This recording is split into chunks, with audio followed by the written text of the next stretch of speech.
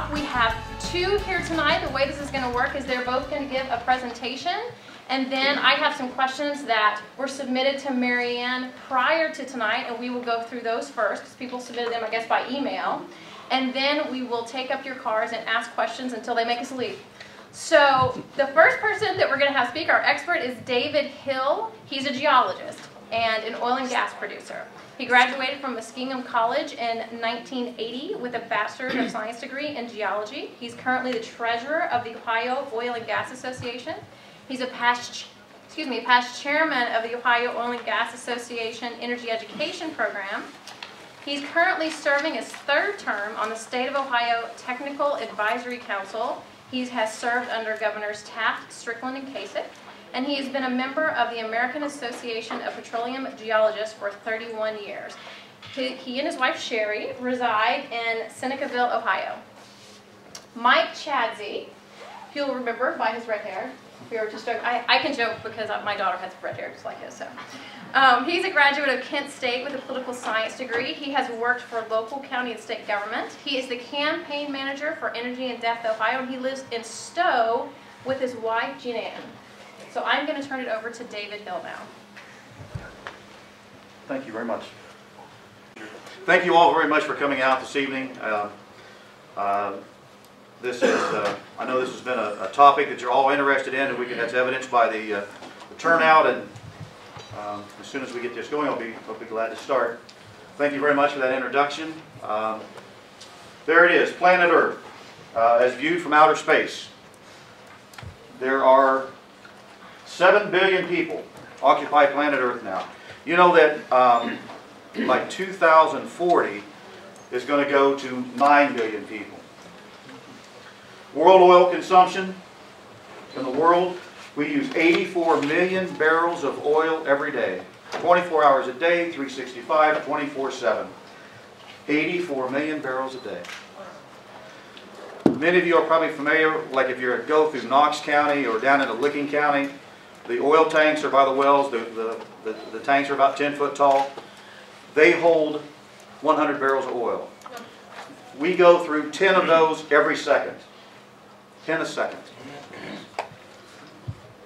I also think this is of interest because the United States, we have roughly 360 million people. We use 18 million barrels. We use about 20% of the world's crude oil production.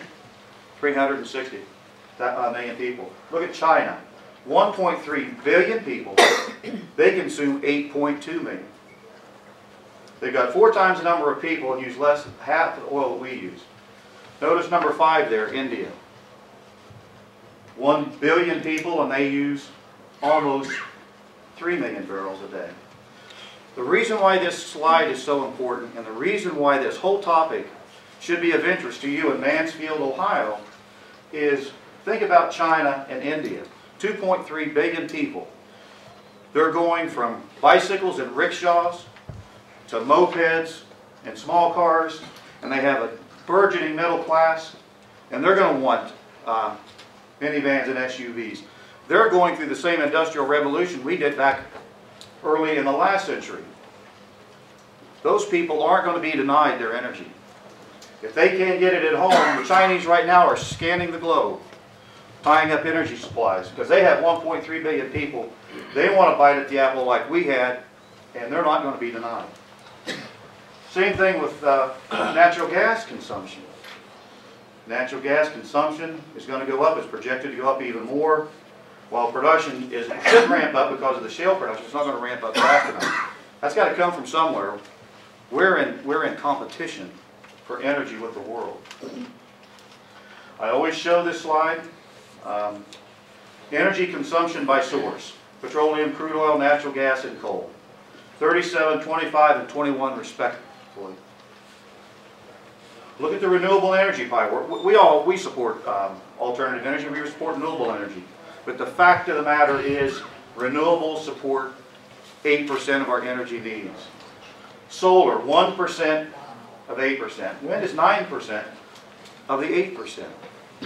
So whether you like it or not, crude oil, natural gas, and coal, these are the energy sources that feed the economic engine, not only of the United States, but of the world. The reason I show this slide, historically crude oil and natural gas traded about a 10-to-1 ratio. And that's largely tied, I won't go into it, but it's largely tied to the BTU value, crude oil versus natural gas. But look what happens right here in about 2009. They diverge. And I would argue they diverge for two reasons. One is we had an economic downturn. It drove down the demand for natural gas on the industry side. And the other one is, this is about when the Barnett Shale and some of the other shale plays across the United States, the natural gas started kicking in. Anytime you increase the supply, you drive down prices. Again, I'm trying to bring this back to why is this important to us in Mansfield, Ohio on a Monday evening. That right there, if you're a consumer of anything made out of natural gas or any type of a consumer of energy, that's a good thing for you.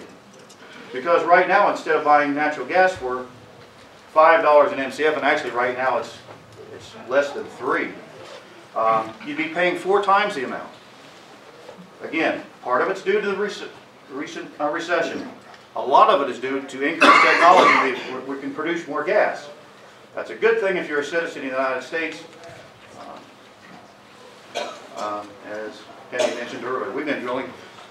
I know that if you don't focus on it, most people don't think about the oil and gas industry. So with all this shale talk and this injection well talk, to many people this is a new thing. And rightfully so. I don't blame anybody for thinking where this come from. But we've been doing it for well over 150 years. In 1880, over near Lima, that's where the Rockefellers made all their money. We were the leading producer of oil in the world in Ohio. Natural gas was just a byproduct. They didn't know what to do with it, so they burned it off. She mentioned earlier about down where I come from. This is in Noble County. I live in Guernsey County. These two brothers were drilling for salt because they took the salt to cure the meat so it wouldn't spoil. They were drilling for salt water and they hit oil. Notice, though, that to keep the hole from falling in and collapsing, they used a hollowed out tree trunk to keep the ground from caving in. This is an actual photograph from Marietta, Ohio, 1860s. The Civil War was going on while this picture was being taken. Notice all the little rigs, and then notice the size of the men. I think I counted 7 or 8 rigs in that little valley. And then, see the oil tank here where the pipe went in? It went in there. They would then put it in barrels, take it on horse and buggy, take it down to the Ohio River. They put it on ships, and they would take it down to the very, very rudimentary refineries that was along the Ohio River in the 1860s. Again, we didn't have automobiles then. We had a product, and the primary use for it hadn't even been invented yet. It was primarily used for illumination. Actually, we take credit for saving the wells because the well used whale oil to illuminate with the lamps. The whales got more scarce, so we found crude oil. So we saved the whales. Okay, this is more up towards your area. This is North Baltimore. I bet many of you here in the room know where this is. That was 1890. This was before spacing laws. This was before we had the regulations that Ohio has now. You could literally jump from rig floor to rig floor to rig floor and never touch the surface of the earth. That was before the laws we have now, before spacing laws. Ohio's been blessed. We have a lot of geological formations that contain the oil and gas. We have everything from the Pennsylvania Range rocks down from where I live, all the way down to the Cambrian Ordovician rocks.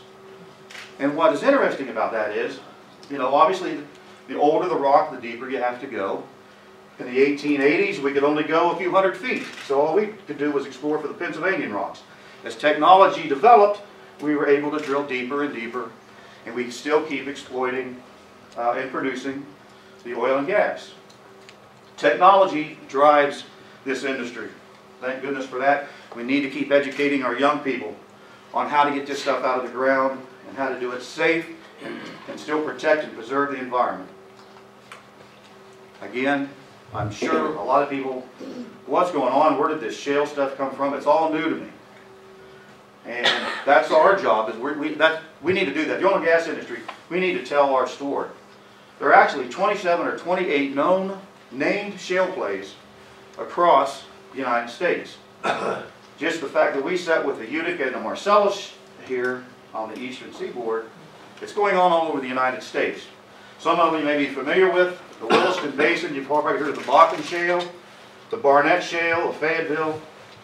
Because of technology, these are being developed all over the United States. They're actually being developed all over the world. This goes to national security implications. If we can develop the technology and do this ourselves and become energy self-sufficient, that's just one less barrel we have to consume and buy off of some people that don't like us very well. We're undergoing a new paradigm in the oil and gas industry. Heretofore, we would drill vertical holes in the ground and drill it into the rock. We call it the reservoir rock. It's like a sponge. This is how we've done it. Now, we're doing the horizontal drilling. We drill down to the source rock. We're going down where the oil actually came from. We're drilling into it and then going horizontal and then fracturing. This is a map of our area. Notice the red is dry gas. Almost all pure methane. The wet gas has a lot of butane, ethane, some other components. And you notice how that band slithers right along the Ohio River. That's huge for Ohio because with wet gas, that's what's the feedstock for the petrochemical industry. We could have a revival of industry along the Ohio River because of that. And then the green hatched is what's called the oil window. I'm right in there, Guernsey County. We're all excited because we think we're in the oil window. And from the previous slide, you've seen the crude oils trading at a premium. Notice this little lobe right here. The black means it's immature. It means that you really can't produce it yet. See that lobe right there? That lobe covers most of Richland County. I don't think you're going to see a whole lot of shale drilling around here. I think your neighbors to the east and to the south, you're going to see it. Now, very early in the play, as we drill more wells, that may be redefined. But right now, I don't think you're going to see a whole lot of shale drilling right here. As I mentioned earlier, before we drilled vertical holes in the ground. So if I wanted to drain that area with this brown, I would have to drill 32 holes in the ground and then fracture each one of them to drain that area. But because of new technology and the fact that we can drill horizontal, now an oil company can drain that same area. They drill down, take the horizontal legs, and they have one drill pad at the surface of the earth. Now look at that. We're reducing, because of technology, we're going from 32 wells on the surface of the earth to one drill pad. The environmentalists should embrace this technology in the fact that we're reducing the exposure to the surface. This is a geological column of eastern Ohio. We have what's called the Division of the Geological Survey. It's a state agency. They have geology. All they do is study the geology of Ohio. They prepared this slide. It may be hard for you to see back here, but see that blue line? That's the water. That's where we take our water from. Where I come from, the deepest is 150, 200 feet. In some cases, a little deeper than that. But what we do is we drill down. This is the Utica Shale, and then go horizontal, and then we extract the gas from there.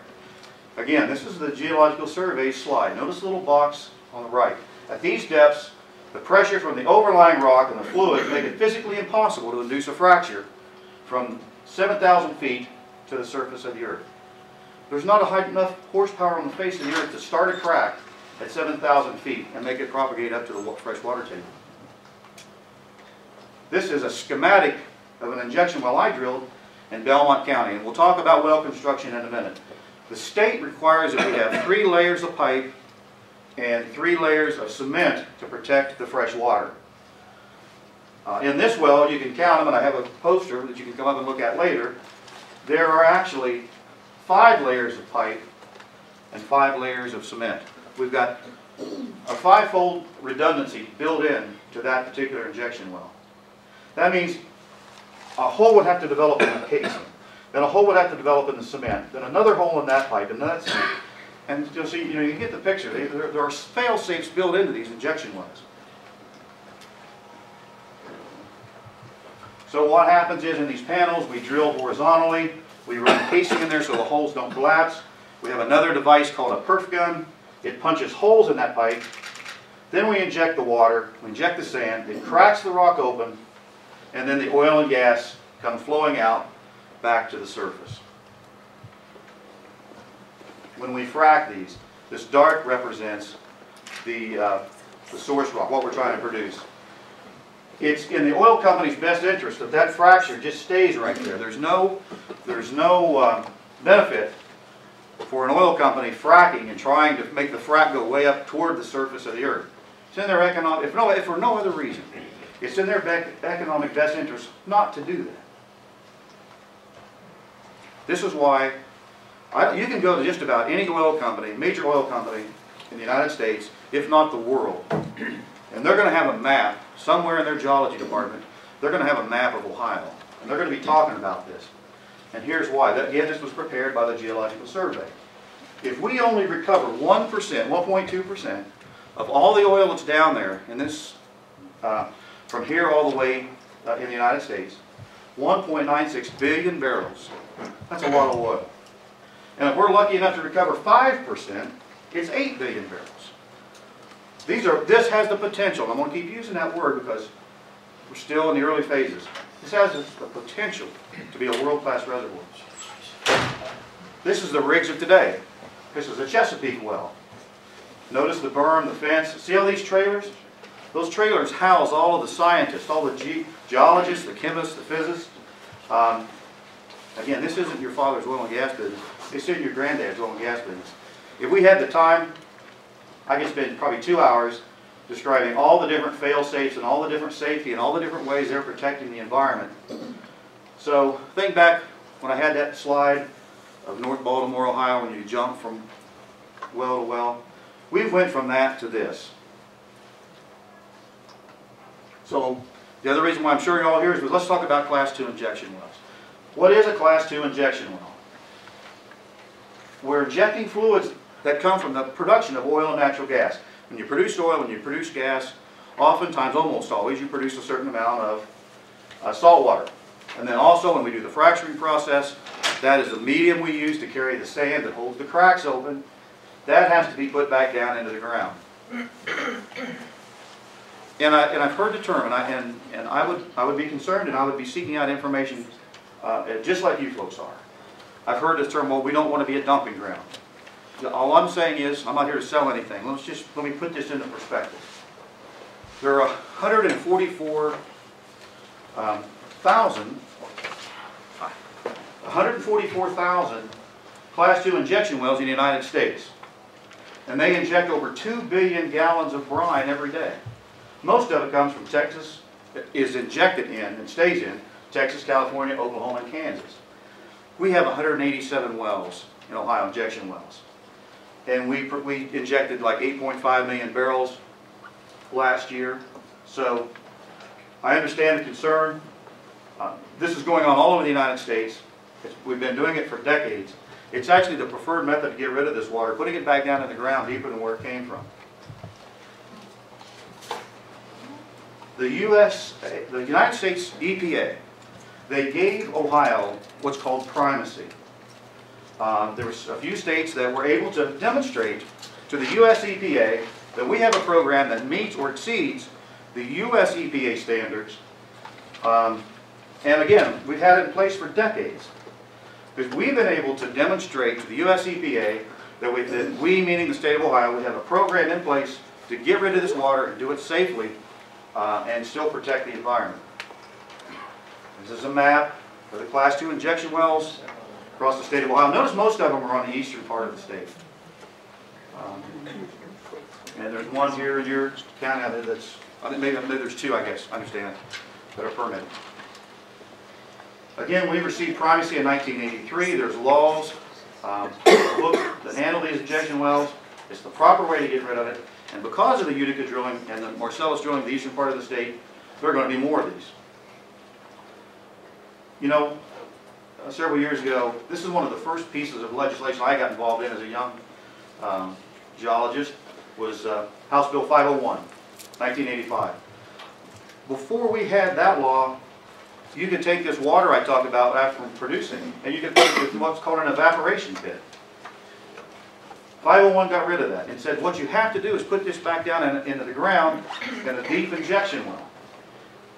And I'll be frank with you, a lot of the old timers, they just threw a fit. Why can't we have our evaporation pit? No, we're not going to do that anymore. It's too easy to have an incident. We're going to put it back down the ground in an injection well, and we're going to regulate it. And the trucks that haul it from the well to the producing well to the injection well, they have requirements. They have to have license. They're very heavily regulated as well. And I'm sure, Mike, you're going to talk about this more in a little bit. Senate Bill 165, I won't go through that. The only thing I'll say about that injection wells are addressed in SB 165. And before, the state regulated that program, but didn't receive any revenue. So they were paying inspectors to go out and do this and not being compensated. Because of SB 165, the state now receives a fee for that. That enables them to hire more oil and gas inspectors to come out and regulate this process. There's a schematic of the well. Again, the state requires 3 levels. My particular company, in my well, we put 5 layers of redundancy in there. And the cement has to be cemented below the deepest freshwater zone. The state could, if you say, okay, I want to drill a Class 2 injection well, the first thing you have to do is get a permit from the state of Ohio. And what they're going to do, they're going to do what's called an area of review. You're going to say, I want to put my well right here, and then depending on how much water you want to put in, they do a geological study and an engineering study around where that goes in. And if you make it past that point, then they come out and say, okay, let's walk the ground, show me what you want to do and how your facility is going to be set up. And you do a walkthrough. And if there's any bodies of water nearby, if there's any cultural feature that they think is a problem, they're going to put additional permit requirements on that permit. They're going to regulate it, they're going to watch it. You have to put an ad in the paper. You have to let the public know, this is who I am, this is what I want to do, this is where it's going to be, and then the public has time to comment. If you have a valid concern, you can show up, you can air it, and they'll give you your day to explain why you're concerned about it.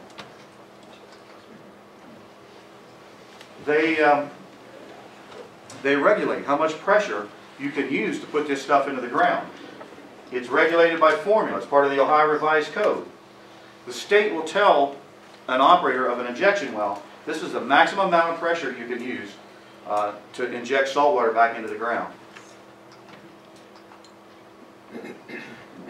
After you drill a well, you have to prove that all 5 layers or all 3 layers of that pipe, there's no holes in it, there's no leaks. It's called a mechanical integrity test. You have to pressure it up, and then they put a gauge on it, and it's not allowed to lose over 5% pressure over a 15-minute period. It's a very stringent test, and in my wells I invite the state down, and we do it monthly. You don't have to, but we do. We want to know. A prudent operator would want to know if he has a problem.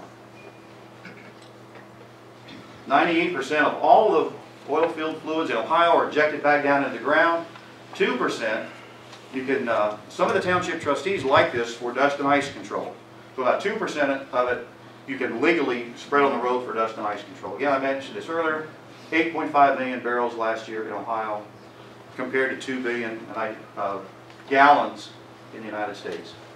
And again, there's 187 of these. There's 144,000 in the United States. I seen the figure the other day that less than 0.5% of all the water in the United States that gets injected back down into the ground is from Ohio. Less than 0.5%.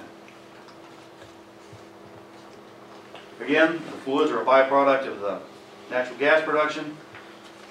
Some of the elements that are in the salt water, chloride, obviously because of salt water, calcium, barium, iron, magnesium, potassium. These are in very low amounts. Would you like to go back? Go ahead. Strontium, magnesium. Many of those salts you'll find in your bloodstream at very minute amounts. Yeah, that's not all that's in there, though. Yeah, okay. Saltwater injection facility. You have to have a tank. You have to have a liner around it. So if there's any spillage, it gets contained. You have to have a concrete unloading facility. Okay, this is my facility in Guernsey County. Notice the dike around it, the liner, the tanks. This is the pump house. This is where it goes back down into the ground. This is the unloading facility. You have to have a concrete pad. Okay. These things, when you see them on the road, they're going to look like kind of like a milk bulk truck. They back up, they hook onto the hose, they go into the tanks. Notice this grate. If there's any spillage at all, it goes into here, it goes into a sump, and then it's pumped back up into those tanks. This is a well I drilled 30 miles east of Cleveland in the town of Willoughby. Some of you people may be familiar with Andrews Academy up there. This is a well we drilled. The final product, once it's in production, that wellhead is about the size of a parking lot spot out in the driveway there. So the tank battery, where the oil is stored, dike, fence, these little shiny things on top are spark arresters, in case there's any static electricity in the area. So anyway, in 1814, we went from using hollowed out tree trunks to find the oil. We went from before spacing laws, oil wells stacked on top of oil wells, to here. That's more than likely, if they're going to drill 10 laterals off that at $4 million per lateral, that's a $40 million energy factor. Okay, I think because of the laws that are in place and because of technology, I think we've come a long way. And I know I can say that to this group is, I believe in American exceptionalism. You know, over the weekend I was thinking about this. In 1969, we sent a man to the moon with a slide rule. We're smart enough. We can do this. We have the technology. We have the bright young people. Ohio is blessed with a good educational. The colleges are all over this. They want to help us do it. So in conclusion, I just like to say that we can drill for oil and gas, and we can protect and preserve the environment. We can do both. They're not mutually exclusive. We can do this. And that concludes my remarks. Thank you very much.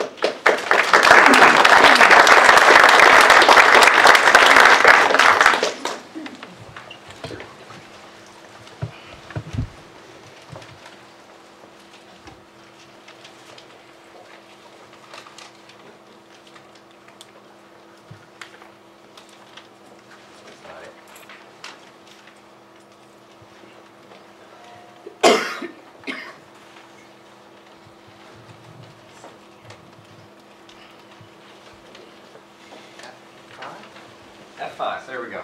Sometimes you just get lucky. Good evening, everyone. Mike Chadsey from Energy in Depth. I appreciate the invitation to be here this evening. Mary Ann, thanks for reaching out and asking us to come by. And if there's anybody from the mayor's office, please see me afterwards. I've been here 6 times. I owe you a income sales tax check. Please see me afterwards. I enjoy coming out to Mansfield. But I am from Energy in Depth and look forward to talking with you this evening. A little bit about who we are. We're part of a grassroots effort in second place in a couple states, New York, Pennsylvania, and Ohio. Those are our websites. We're eidohio.org. We also have a national site that does a lot on the national platform. You're welcome to check different fact sheets, blogs, updating a little bit about what's happening in each community around the country. I like to call my talk the top 10 topics of oil and gas development in Ohio. We go from background to history, talk a little bit about terminology, technology, some of the geology, although you said you've been a geologist for 31 years. I'm 32, so we'll let you talk about that. Regulation, enforcement, economics, jobs, and a little bit about the conversation that's happening these days. Background. Independent producers are a non-integrated company that receives nearly all revenues from the well production. That's most of what's happening here in Ohio. About 80% of the American wells, 65% of the natural gas wells, 54% of the American oil, and roughly 2.3 million jobs upstream. You hear a lot about upstream, midstream, and downstream. When you're talking about oil and gas production, particularly at the wellhead, that is upstream. A little bit about the history. I know Dave talked a little bit about it. The count right now in Ohio, producing wells is 64,000, but in the history of Ohio, we've had 275,000 wells have been drilled and capped. Some are producing, some are not anymore. The drill bit was originally tested in Ohio, ranging from depths of about 100 feet to most recently in Belmont County, about 13,000 feet. The new record was 13,727 in 2010. a total depth. That was new here in Ohio. Wells are located, I think Dave, you mentioned this, in 79 of 88 counties. So most of Ohio has seen some type of production over the last 100 years or so. And about 80,000 wells have been hydraulically fractured in Ohio. So again, not a new technology. A little bit about the terminology that Dave and I and others use around the state. Hydraulic fracturing, vertical wells, horizontal wells, Utica shale. That's what this is right here. Some folks, through just not having the chance to talk about this before, think that there are underneath your feet pools of oil and gas. It's actually in rock about this thick, it's this dark, and you can actually, when you hydraulically fracture, you're actually breaking this apart, creating holes about the width and the length of actually a piece of your hair. So you're talking a pretty small hole. You're actually trying to break this apart and get your oil and gas out of it.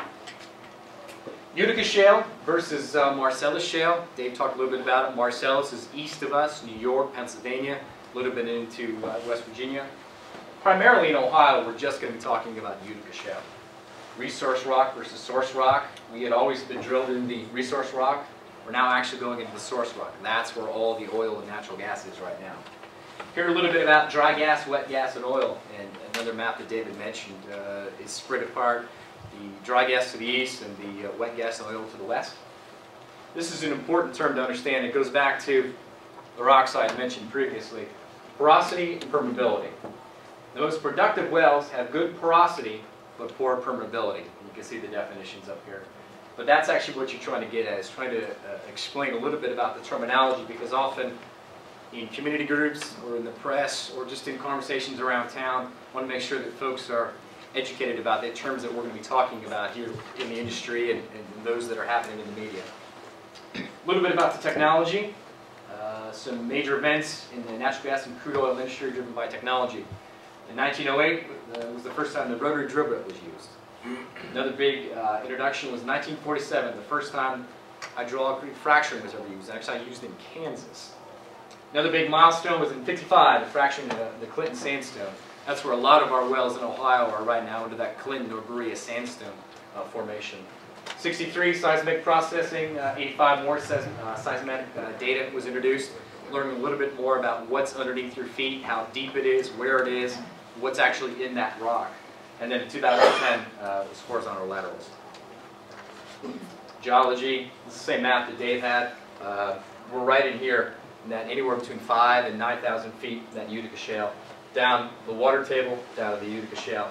The Marcellus shale, to the east of us again, in PA, New York, it's right about here. So it's in between your water table and your Utica shale, so it's a little bit more shallow than the Utica shale. Talk a little bit about regulation that's currently on the books here in Ohio. The most important piece was Senate Bill 165. It represents the most significant revision to Ohio oil and gas laws since the original Bill of 501 in 1984. And then the chapter was created, Section 1509. If you ever want to do any of your own research, all of the oil and gas laws that are on the books now are in Chapter 1509. That was created in 1965. The most important piece in Senate Bill 165 that David mentioned was actually the budget in Department of Mineral Resources Management. It went from $3.1 million to $7.1 million. That's boots on the ground regulators in Ohio that are checking out both the wells, the injection wells, and the entire process. The other important piece, increased liability from companies up to $3 million. And that's not one well, that's multiple bonds. So you actually are pretty well covered with liability insurance with each company. And codified well construction and completion processes. A little bit about the state and federal regulations that cover this process.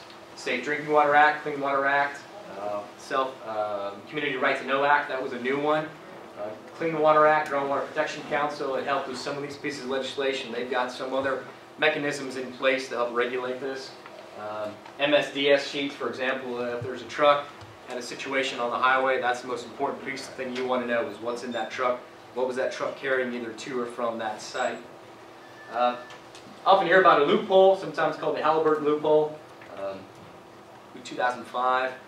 It's actually, if you go to Halliburton.com, on their website, they list all of the constituents that that company uses on their website that's in an actual hydraulic fracture job. So if you ever want to know exactly what they're doing in each of the sites that's just one company, you can actually go to their site and see it. You can also visit Frack Focus. That's a reporting site that's all over the country. there are several thousand wells. That individual well is listed and what actually went into that particular well. Here in Ohio, in Senate Bill 165, something called the fracturing ticket and the fracturing chart. That has a lot to do with listing all the additives and all the weight, the listing, the pressure and rate over time. So you know what went into that well, when it went into that well, and at what pressure that went into the well. And that's all listed on the Ohio Department of Natural Resources website, called the fracturing ticket and the fracturing chart. And that's all kept on what is called the fracturing log for each individual well site. Something that a lot of folks just aren't familiar with is Ohio participates in the Stronger Review, the state review of oil, natural gas, and environmental regulations. It's a process that Ohio, PA, Oklahoma, Louisiana, Colorado, Arkansas, and North Carolina have all participated in, where folks from those states, environmental, state regulators, federal, and industry all get together and talk about what regulations are in individual states, like for example Ohio, and compare and contrast those with other regulations across the country. Again, those states are the ones listed, but they put everybody in a room at the same time. The environmental community, the industry community, state and federal regulators, and they go over what regulations are on the books in Ohio and compare them to other states and see what we have to learn from those states. At the end of our most recent Stronger Review, Ohio's been through it 3 times. The regulatory program was overall well managed, professional, and meeting its program objectives, and has a lot to recommend to other states. So that's something that the industry is very proud of with the Stronger Review. Now as you talk about regulation, you talk about enforcement. Again, back to Chapter 1509. The Division of Oil and Gas Resource Management has sole and exclusive authority to regulate the permitting, location, spacing of oil and gas wells and production operations within the state. So anything you need to know, that is all regulated by the state and enforced by the state. That's the Ohio Department of Natural Resources. And there's also some EPA regulations in there with different classes of injection wells. A little bit about the economics. This is where I'll be spending a lot of my time since Dave covered some of the other topics. This is the same kind of chart that you had. If we assume 1/3 of the volume is gas and 2/3 is oil, if we recover, let's say for example, 5% of that, 5.5 billion barrels of oil, meaning local supply, less disruptions, less volatility. That's what that means. Industry investment, what they're predicting based on some reports from 2011 to this year up until 2014 of individual investment through royalty, lease expenditures, upstream, midstream, and downstream here in the industry should be about $34 billion. Jobs, that's what everybody wants to talk about. There was a study that was done by Kleinhans through the Ohio Oil and Gas Energy Education Program that listed between 2011 and 2015, Ohio's natural gas and crude oil industry will help create and support more than 204,000 jobs due to the leasing, royalties, exploration, drilling, production, and pipeline construction activities within Utica Shale here in Ohio. The industry wages are projected to grow more than $12 billion in annual salaries and personal income by 2015. So if you just look at this chart here, you go from, again, 2011, 2015, looking a few years out. Employment, wages, and you can see it just goes up year after year after year from the entire industry. Royalties. There's great conversation happening now about royalties. We can look at, again, from 11 to 15, those numbers that are being paid out. You've seen a couple stories. Chesapeake's had some stories in the news about how much they pay to individual royalty owners. It's a pretty large number. That number is only going to grow here in Ohio between 1.6 billion in royalties. We often want to refer to what's going on over in PA because it's, as Dave mentioned, fairly new into the play here in Ohio. Just looking at the Pennsylvania Department of Labor and Industry, some of the average wages that these jobs will be able to pay. So it's a pretty expensive list, and it's going to be great for a lot of folks that are actually in the industry here in Ohio and in Pennsylvania. Employment, one of the things people want to know is actually on each well site, what's this going to take, who is this going to employ? 75 jobs for a typical well, from planning to production. Every shale requires about 400 workers, 150 job titles. That means everything from permitting it, planning it, exploring it, producing it, the trucks in and out, the gravel pad, the inspectors, everybody in between. These are all great paying jobs that will boost the local economy. Grabbing another stat from Marcellus Shale over in Pennsylvania, 141,000 jobs, which was the total 2% of the total employment over in PA. Job categories, everything from in the office, they call them desk and derrick, that's administrative, commercial, engineering, out into the field, land, operations, maintenance, water management, well service. That's kind of a breakdown of what actually those jobs are in the individual industry companies. Additional jobs that are actually not so directly related, but still related to the oil and gas industry. You know, you got bozos like me that are community relations, maintenance folks, development folks, geological folks, accountants, and everything else in between. Some of the terms that you might hear that are actually at the well site that are directly related to this job: roughneck, roustabout, tool pusher, driller, motorman, derrick hand, truck drivers, construction, and maintenance. Those are all the jobs that are going to be directly related with that individual well path here in Ohio. Some of them that are a little more indirect: hotels, restaurants. We had a great story the other day about food trucks. There was a guy who had a restaurant in town, but the folks that work on the rig don't have enough time to jump in their trucks, drive to town, grab a bite to eat, and go back. So this guy bought an old metal truck, souped it up a little bit, put a bunch of different things in it, and put these massive 4x4 tires on there to drive to these well sites. And it's actually taking lunch to these guys. And he's got 2 or 3 trucks now. So it's a really entrepreneurial story of folks that are being pretty creative, just helping the business grow. Mechanics, welders, aggregates industry, which is your sand and gravel, dry cleaning, same kind of concept. A guy had a dry cleaning store in eastern Ohio. Guys did not have time to drop their stuff off and pick it up.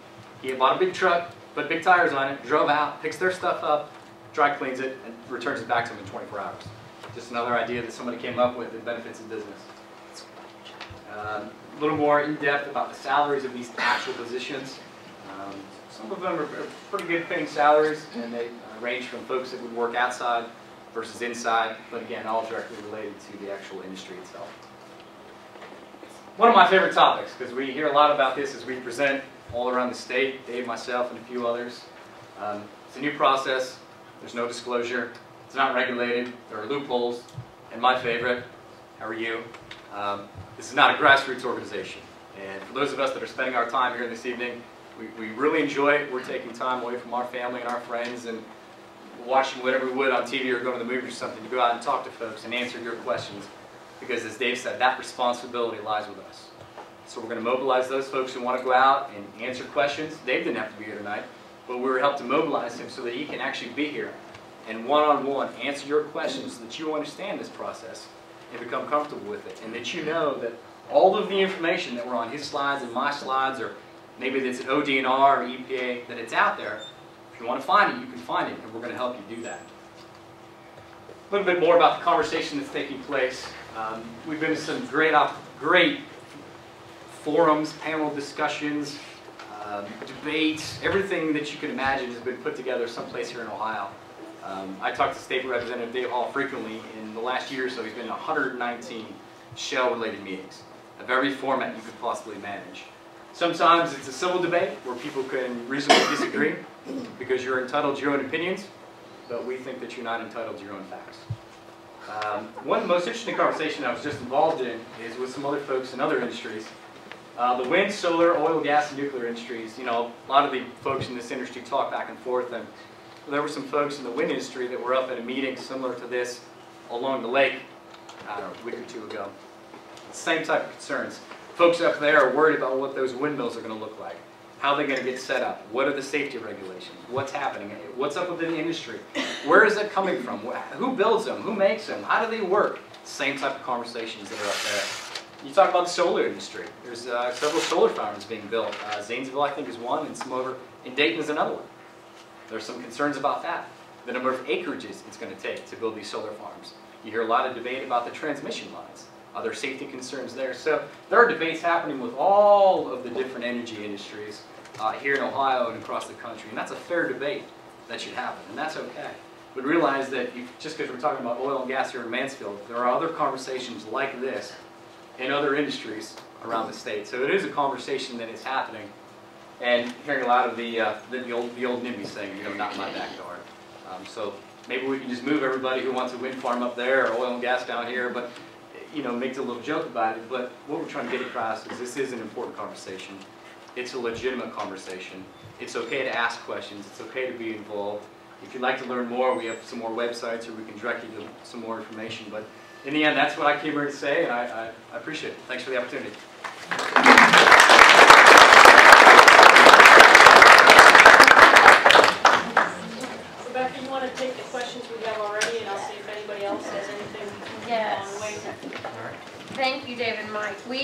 for those of you who may have come in after we started, we have some questions that were previously submitted by email, and we'll start with those. If you want to submit a question tonight, if you will put it on card, we will read it out. We are trying to make sure that everybody gets their questions answered. So Mary Ann had asked at the beginning to try to keep your questions short. I mean, ask what you want, but you know, we do want to try to get everyone's questions answered. So I'm going to start now with the ones that were submitted by email.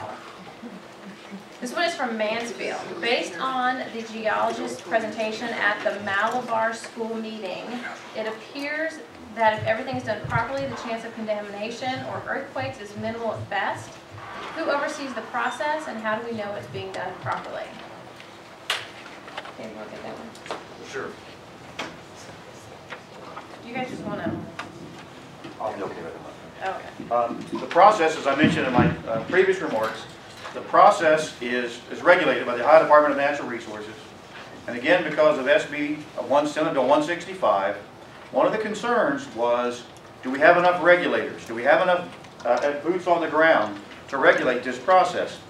One of the things that happened in 2010 with bipartisan support, signed into law by Governor Strickland, is that the industry now pays twice what it did previous to that. So they were able to hire more inspectors.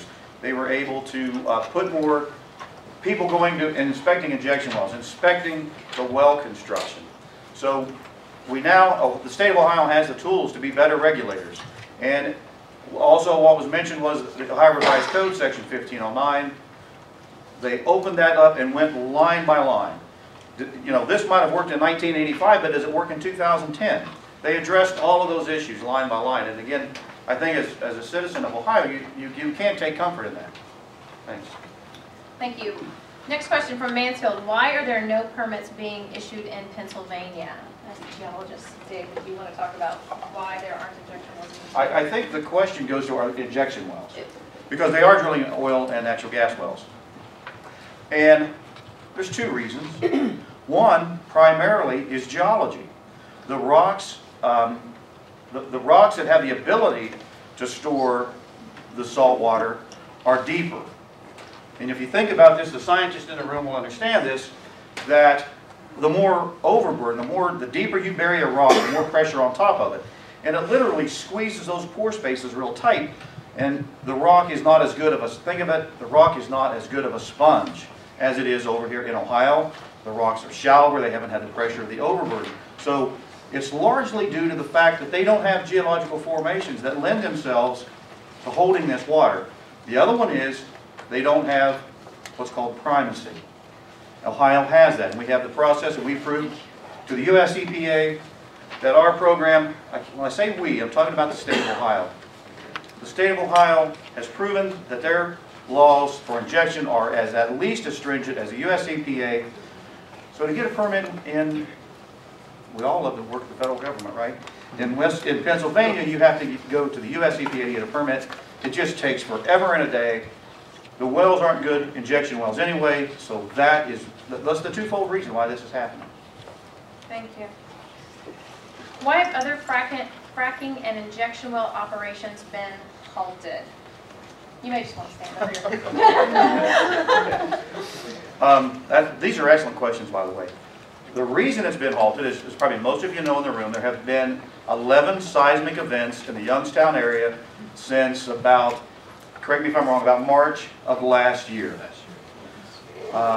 There are one injection well that is active in the area. There are 4 others that have been placed that haven't been put in production. There is no scientific proof yet that they're linked to that, but there is a suspicion. And the governor on New Year's Eve had a meeting with all his, New Year's Eve, had a conference call with all of his regulators. They spent hours on the phone. And they said, what are we going to do? How are we going to respond to this? And they shut the wells down within a 5 or 7 mile radius of that seismic event. And the Ohio Oil and Gas Association, we support that. Because we're going to err on the side of safety. We're going to do the science. We're going to find out if they're related. And if they're related, those wells, in all likelihood, may never start again. But we're going to get to the bottom of it. The governor said, let's stop, let's study it. And we agree with that wholeheartedly. I actually have a follow-up question to that, because it says, why have other fracking and injection well operations been halted? it was only the injection well operations that were halted, correct? And can you explain the difference between the injection well operations and fracking? I'll be glad to do that. And injection wells go on, in some cases, 24 hours a day, and some, depending on the amount of water these wells will accept. It goes on day after day after day. Trucks come in, they inject it. A frac job, a fracturing job, can last, the conventional wells I drill, it takes about 8 hours. If you're doing these horizontal wells with many laterals and many frac jobs along that, it can last during the daylight hours 12, 6, 12 days, depending on how long the lateral is, how many times they have to fracture. But it is a one-time fracturing event. And as I pointed out in my slide, we don't want those fractures to go over 30 or 40 feet. These are very small events. When the rock breaks open, as you pointed out, it breaks open and stays open, and that's it.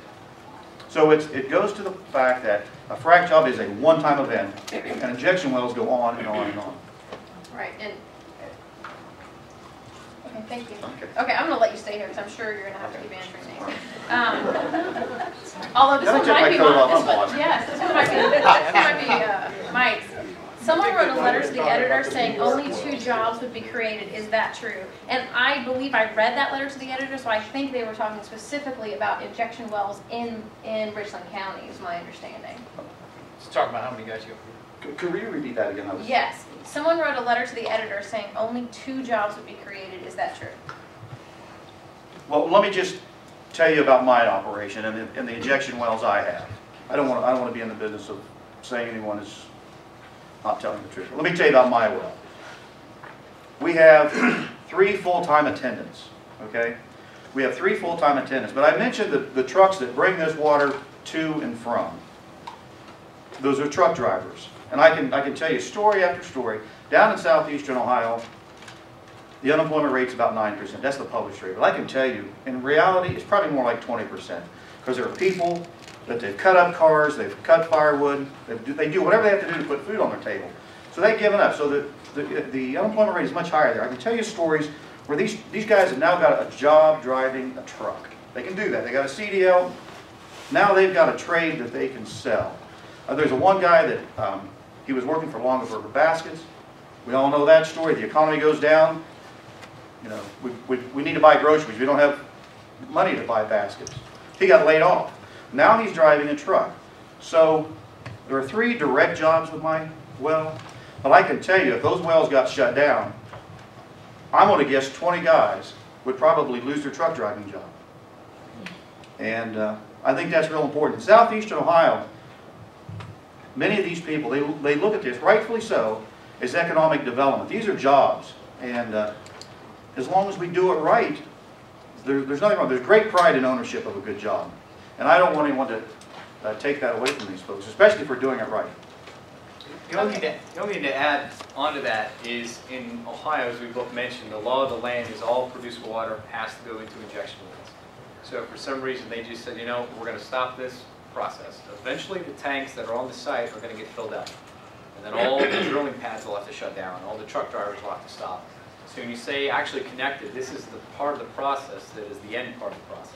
So if you shut down the end, you can't even start or continue because you have to have all pieces and parts for this thing to move. So everything is interconnected. That was the only thing I did. That's great. That's a great point. And I only want to add one thing. I've met some of you before. My background is I used to be with Americans for Prosperity, so I've traveled around the state talking with people about the same thing, type of things the Mansfield Tea Party talks about. And for the last couple of years, as I've traveled around, I've talked to people, the one thing they say they really need are jobs. They need jobs, they need their cost of living to be lower. And the industry is going to help with those 2 things. And we all know, that it's private business that creates jobs. It's not the government that creates jobs. And this is a great opportunity in Ohio to create jobs. And whether they're in Mansfield or whether they're in Marietta, we also know that once you start getting money into an economy, and once you start getting that economy in Ohio moving, it's going to be helpful for all of the state. We'll get more population in. Hopefully we'll get some of our congressional seats back. It's good for the whole state, even if most of the drilling is in eastern Ohio. So that's just my 2 cents as a former head of Americans for Prosperity. Moving on to the next question. While aquifers are rarely more than 400 feet below ground and waste injection wells are at 5,000 feet, what are the different and varied underground materials that exist between 400 feet and 5,000 feet? And how possible is it for waste liquid to rise upward to the aquifers to possibly contaminate the aquifers?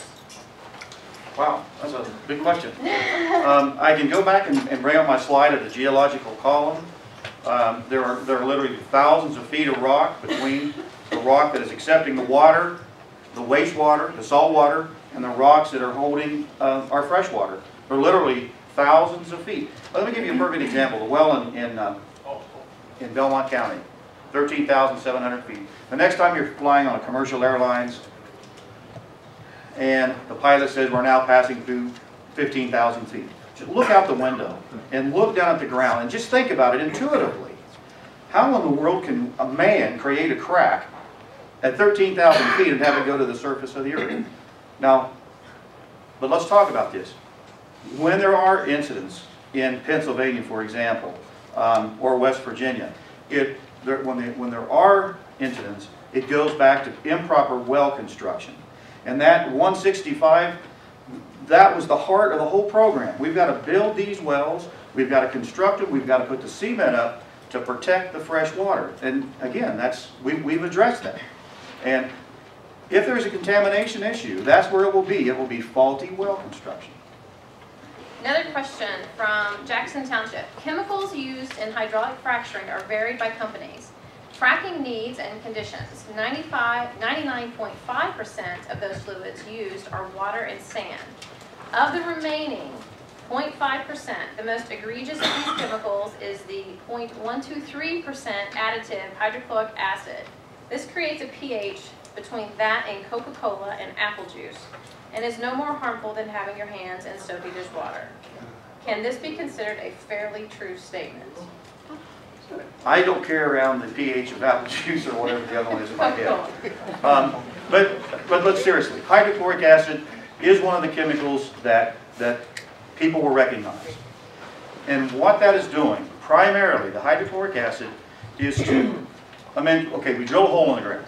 Then we run casing in the ground, pipe. Then we put cement that pumps down the inside and back on the back. So you have casing, and then you have cement, and then you have the well bore. Okay? And so then we punch holes in that. But the bottom line is, the purpose of hydrochloric acid is to dissolve the cement around the borehole so you can connect the reservoir to the borehole. It's to dissolve the cement. Now think about this. Hydrochloric acid is in there. The cement is calcium carbonate. If you remember back from your high school days, do the reaction. When you take hydrochloric acid and mix it with calcium chloride, you know what the byproducts are? Water, calcium carbonate, calcium carbonate. That's the salt that we put on the roads to de-ice the roads, okay? You get calcium carbonate, carbon dioxide, and water. There's a chemical reaction, and that's what you have left. But boy, when you read those things, and I've seen those lists, there's dozens of chemicals that people find and they pass these lists out. And I can tell you, you can take a list of the chemicals and you can scare the living tar out of yourself. And you can, this weekend, we got in our kitchen, okay? Well, let's go through some of these additives they put in there. I'll tell you, read the ingredients in your artificial coffee creamer. It'll scare you to death. You can scare anybody to death. Seriously, go home tonight and pull something out from under your sink, or better yet, pull it out of your refrigerator, and you'll scare the living daylights out of yourself. So they're in such minute amounts. We have to eat it. I drink her creamer all the time. I didn't say you. I said, would you drink some fracking? No, would you? No. Okay. So you can't compare the dairy yeah. to Okay. I'm not. No one's asking. Would you You dump it in just the did. ocean? It's brine Just water, said dump it in compare the ocean. We don't already have it. can't dump it in the rivers because it was ruled that that wasn't safe. And in So Ohio, if they it's- all go down that's injection okay, wells. This so is if where we it's lose safe. control of the conversation. Well, If you it's have a not. question, write it down, we'll get it answered. Correct. But other Let's people go have already back turned to in their the cards, so let their questions get answered first, and turn in yours, and you will get your answer. But let's be respectful. You know, you bring a great point. We don't put it in the river. The correct way to get rid of this stuff is you put it down in the ground deeper than where it came from. Go ahead. Okay. That's according to the US EPA. The other thing that a lot of folks aren't aware of, there are some companies that are out there that are actually, and again, innovation, are actually exploring with using different gels or even gas to actually fracture these rocks. There could be a possibility in the future that because of need or innovation or cost or whatever reason you can find, that companies, large and small, may move away from using water and other things, sand and whatnot, and actually use things that are actually, could be a lot better. I mean, it's going to make those wells produce a lot more because originally it used to be dynamite, and then that wasn't such a good idea, so they moved to actually oil, because that's what you're trying to get out, so that's not going to hurt the well, and has now moved on to these water and other chemicals. So there's always an innovation here. So there's going to be somebody that's going to figure out something that's going to make this a lot more economically producible. So it's just, I mean, imagine just down the road whether you end up using gel or something else of that nature. I believe, Mike, in Texas, they are starting to use that gel. You're seeing some propane and some other Gel things, so propane, yeah. there's a lot of different ways this could go, absolutely. Yeah, I read there was one that you can drink. It's a frac fluid you can drink. It doesn't taste very good, Yeah. but it wouldn't hurt you. Okay, this is from Terry Loudenville. The January 23rd to 29, 2012 issue of Bloomberg Businessweek magazine revealed that oil industry service organizations Baker Hughes, Schlumberger, and Halliburton are currently actively testing methods to achieve much more productive fracking systems, which are described as super fracking. Do you have any information that would compare the present fracking procedures to the developing super fracking systems? I haven't actually. Was I've it never heard of Bloomberg? it. Is that what that's the question? Bloomberg Businessweek. I didn't see that. I've just read headlines about it, and what it means is there are longer laterals, more frac jobs per well, and then just bigger volumes of water. This is from Springfield Township. In the plain, I think that they may have two questions. We'll start with her.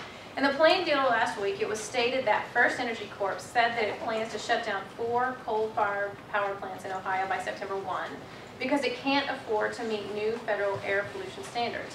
The EPA is renowned for its strict regulations, but some are accusing it of being lenient regarding fracking and injection wells. What is the regulatory environment in this industry? And I think to a large extent we've already, yeah. I mean, I think we talked a lot of that already, but go ahead, Kip. Well, right now, there are ongoing discussions where Ohio EPA is going to start regulating the emissions from oil and gas production and oil and gas exploration. Those permits and those applications are being developed even as we speak from the Ohio EPA. All right, and then the follow-up to that, how many proven cases of water contamination are there and how were they resolved? And before I turn it over to you, I just wanted to, how many of you guys remember Lisa Jackson from the EPA, the one who said we don't really need to pass cap and trade, we can do it all through the EPA, now they're trying to do it and that's why the coal-fired plants are being shut down, remember her? Yep. She testified before Congress in a hearing in 2011 and said there are no proven cases of water contamination from fracking. Lisa Jackson said that. So I will turn over to you to whether you know of any contamination and how it was resolved. The Department of Natural Resources, Division of Oil and Gas, has done, this is their fact, this is their statistic. They have investigated over 1,000 cases of alleged groundwater contamination, and they have found none that could be directly linked back to the fracturing process. Now, there's also something else called, I would encourage you folks to go look at the Groundwater Protection Council, okay? They're an independent organization that looks at these issues. And they issued a report. And in their report, they looked at Texas and they looked at Ohio. And they actually investigated a total of 16,000 cases. And they reported that there was no contamination. And don't take my word for it. Go on the website, and it's the State Oil and Gas Review, the Groundwater Protection Council. Read through it. It's interesting reading.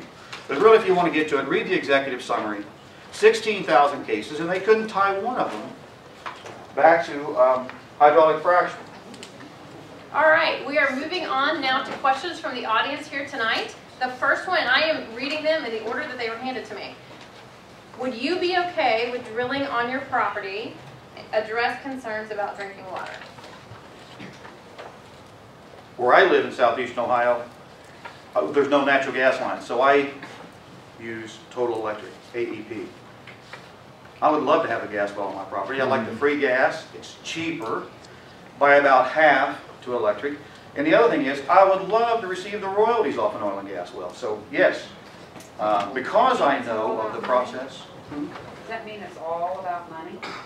No, it's not all about money. It's about creature comfort. You know, we enjoy a wonderful lifestyle. I really don't want to go back to the 1800s, and it's actually increased our lifestyle. You know what? I make no apologies about wanting to make a profit. Okay, and I want to point out that part of what Energy in Depth does is go around and talk with citizens and people at events and find out what their thoughts are. And I know that Mike and those in his group, Energy in Depth Ohio, have actually talked to a lot of Ohio citizens, many of whom have agreed to let drilling happen on their land. And what have you found? They're very excited about it. They realize what it's going to do for them and their family. And you can point to a lot of different stories of folks that thank you for the applause. They sent kids to college, bought new cars, new tractors, opened up a business. There's lots of different, you can't get it from the Utica Shell, but Clinton and other sandstones, you can actually get that gas right in your house. So you get free gas, you can get royalties, you can develop your land. There's absolutely a lot of success stories out there. Okay. Have the fail-safes ever failed? If yes, what was the result and extent of the damage? Wow, that's an open-ended question. In any industrial endeavor, there are going to be accidents. You can't eliminate risk, you manage risk. And that's what we do as an industry. That's what the regulators do for us. So have there been problems? Almost always it was either a well construction problem or there was some type of like a truck wreck with some type of spill.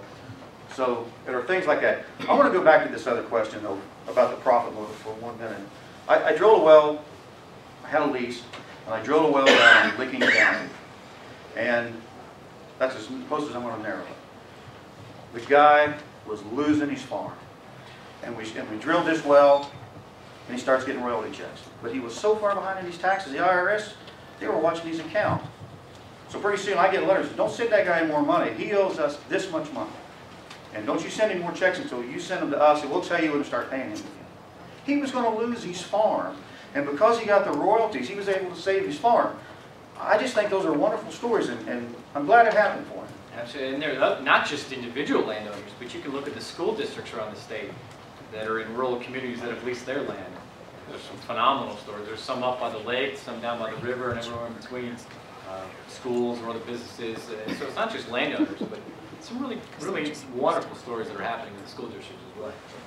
Okay, next question. This is specifically to Dave Hill. You spoke about American exceptionalism. To me, American exceptionalism would drive the development of alternative energy. Why do you tie American exceptionalism to the 19th and 20th century innovations that are tied to an energy source that is finite? Where is the vision and pollutes, it says. Where is the vision for the future with renewable energy? That would be American exceptionalism at its finest. And I'm hoping you know the statistic because I don't. That much of what you see with the wind farms and solar farms are actually done by companies that also produce oil and gas. And they put a lot of money and resources into that. One of the biggest producers of solar farms, correct me if I'm wrong, is British Petroleum, BP. So, go ahead. Well, let's talk about American exceptionalism. In my comments, I mentioned the fact that we need alternative energy. You know, before all the technology came out, we were going to run out in 50 years. Now we're probably going to run out of fossil fuels in 200 years. So that kind of pushes the window when we need alternative. But here's my point. Whoever asked this question, here's my point. Whatever energy source is going to replace fossil fuels, whatever that, and I'm sorry, but I don't believe that under the current technology it's going to be wind or solar. There's something out there. There's some young kid right now in 2nd, 3rd, 4th grade, whatever he is, there's somebody out there. They're going to come up with a source that takes us from point A to point B. So American exceptionalism, all I'm saying is we're smart enough to do it. There's somebody out there, if we educate our young people, they'll figure that out. All I'm saying is as a practical matter, today, whether you like it or not, we have to have these fossil fuels. We're going to have to get them out, and we're going to have to do it in a way that protects the environment. Okay, another one, too. You keep referring to the brine as salt water and sand.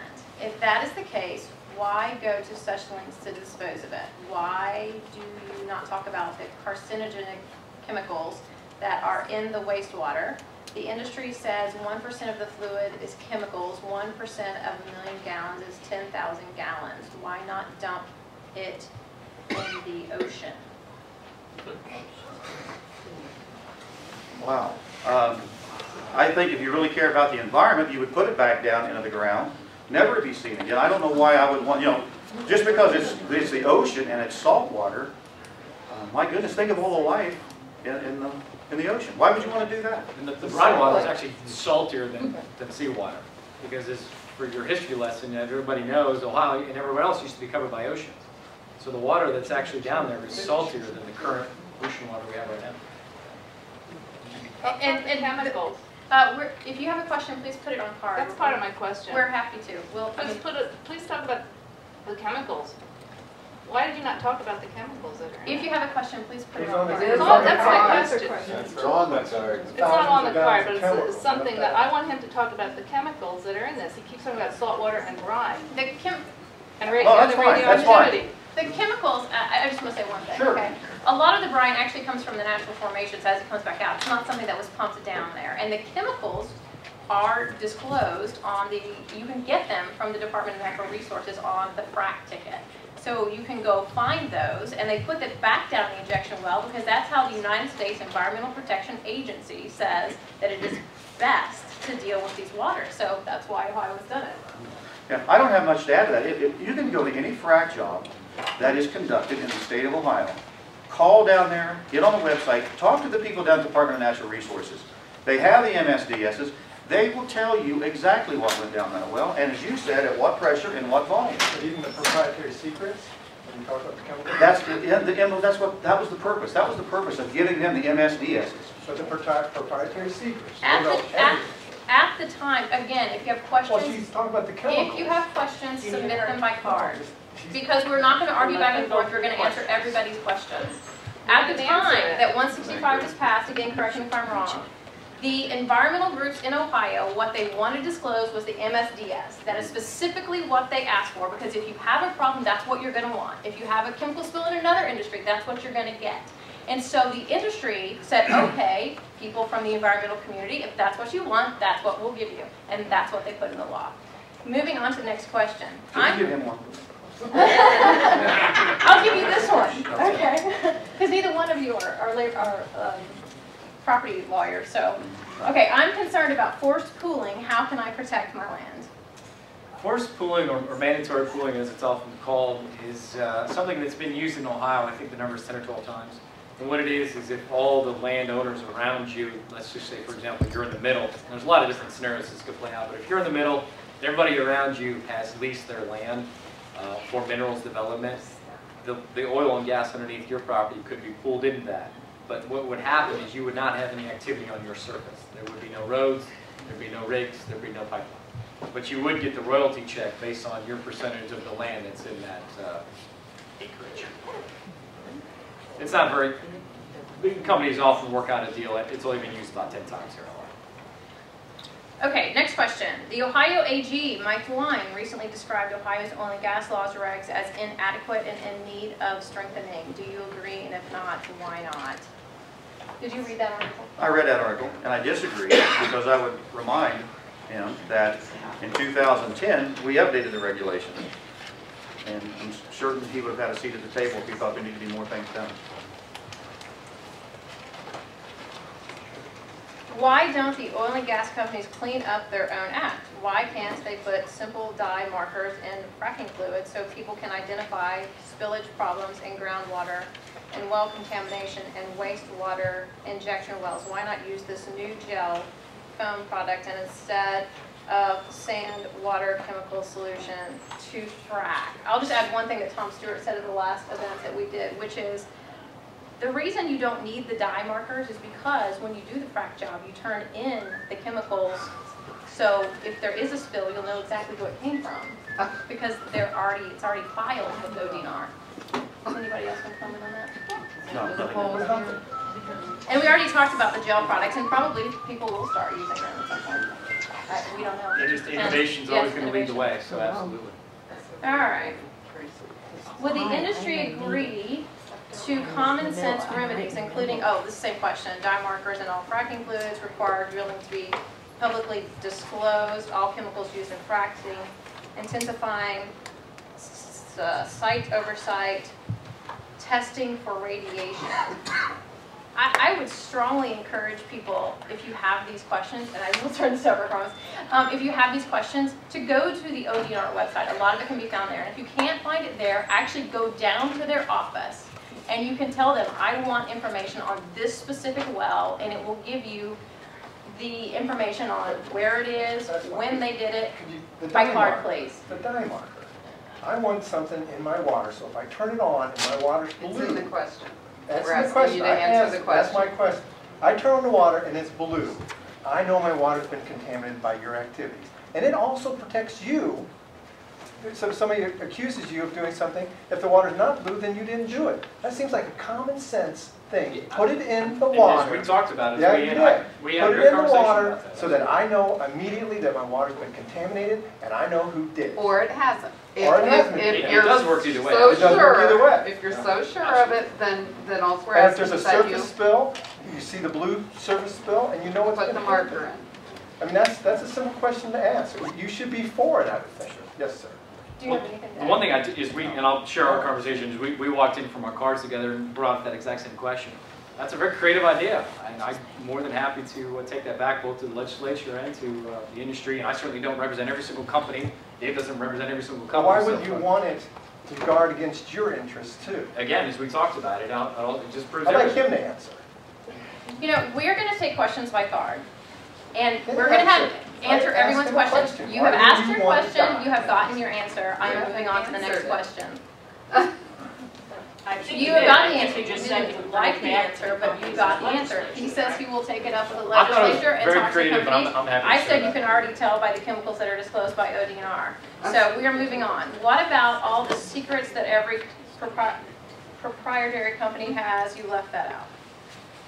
Okay, I talked about that a minute ago when I said that we are disclosing what it was that the environmental community asked for at the time that 165 was passed. It's the MSDS, is that what it's called? Which is the official document that is used in chemical issues like this and in other industries. Material safety data sheets. Does anybody do you have anything to add to those?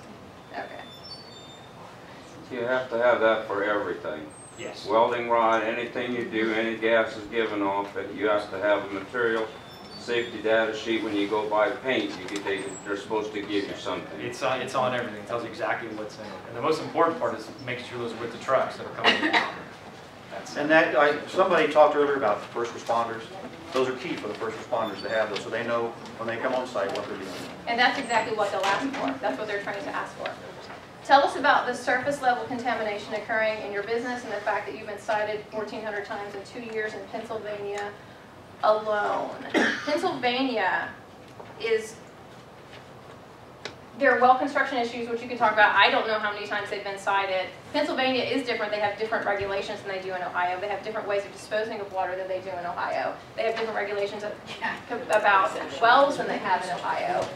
Ohio has one of the most stringent laws and sets of regulations in the country. So to compare Pennsylvania to Ohio is comparing apples to oranges. But do you have anything you want to add to that?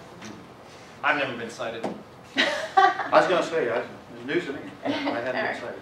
You left out the fact that the ODNR will not let you use fracking water on roads. Care to clear that up? I'd love to clear that up. About 2% of the water in Ohio is put on the roads for dust and ice control. Not fracking water. That's in the ODNR stop. They can't use fracking water. So anyway, to answer the question, they put it on there. It's highly regulated. You have to have permission from the townships to do it. And no, you don't put the frack water on. You put the production water on. The water that comes out with the gas and oil. Yes, it's done. It's regulated. And I mentioned it in my remarks. Two different things. Do you want to explain the difference between the frack fluid and the produced water? Well, the frack water mostly doesn't have as much chloride as the production water. The chloride is what binds with the clays to keep the dust down. The chloride is what lowers the freezing temperature of the water. So to put frack water on a road, it won't decrease the dust and it won't melt the ice. So you put the production water on. There's a very simple answer for that. Okay, how old is the new technology for fracking? Where is the long-term data on safety? This has more than one question, so I'm going to go with that one first. Since you've answered a million questions, do you want to answer that one? The first question was how old? How old is the new technology for fracking? The horizontal laterals, is that what the question is? 2010, 9, 10. Here in Ohio, I think it's 03 or 04, maybe in Texas. And my understanding is in Alabama, they've been doing horizontal fracking for 20 years. Yeah, My company has a representative down in Alabama, and we had a meeting recently. He said, I don't understand what the deal is. We've been doing this in Alabama for 20 years. Fracturing has been done in Ohio since 1952,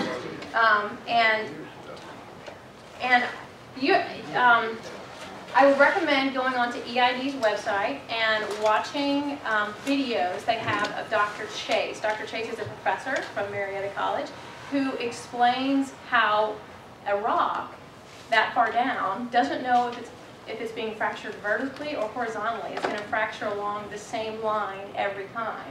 So hydraulic fracturing on the horizontal, although it's something we just started in Ohio. It's been going on other places for a long time, and we've been fracturing here for a long time. Anything else there? Where do the haulers go? You mean the people who yell at me at all the meetings? I don't understand the question. Who did I mean by that? Who asked that question? Trucks. The truck. Haulers. But you mean after what? In what part of the process? Well, I guess like the water.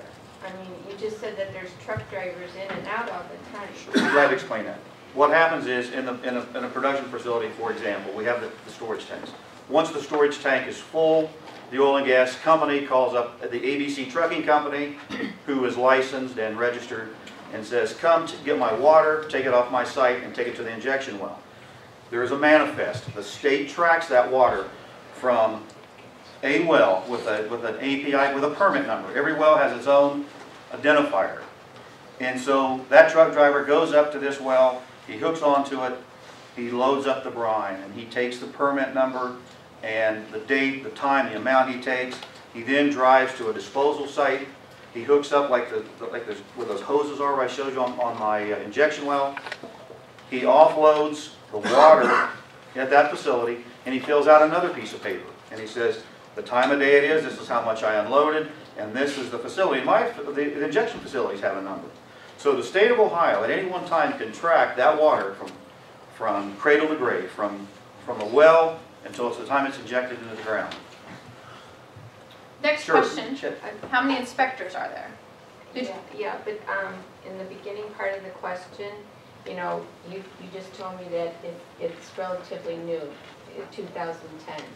In Ohio. In Ohio. I think 2010 here in Ohio. Okay, so we don't really have any long-term data. On the horizontal laterals? Correct. In Ohio. In Ohio, we can defer to other states, absolutely. But you just told us not to compare Ohio to Pennsylvania. The regulations, the rock is the same. Yeah, we're drilling into the same rock. The states regulate the industries. So the regulations in Pennsylvania would be different than the regulations in West Virginia versus Indiana. But how a rock is going to fracture in Ohio is the same way it's going to fracture in Alabama. The science is the same. Vertical, horizontal. Yeah, I thought it was two different. We're saying the regulations are different. The regulations in Pennsylvania were not nearly as strong as the regulations in Ohio. And that's why you saw some of the problems that you saw in Pennsylvania.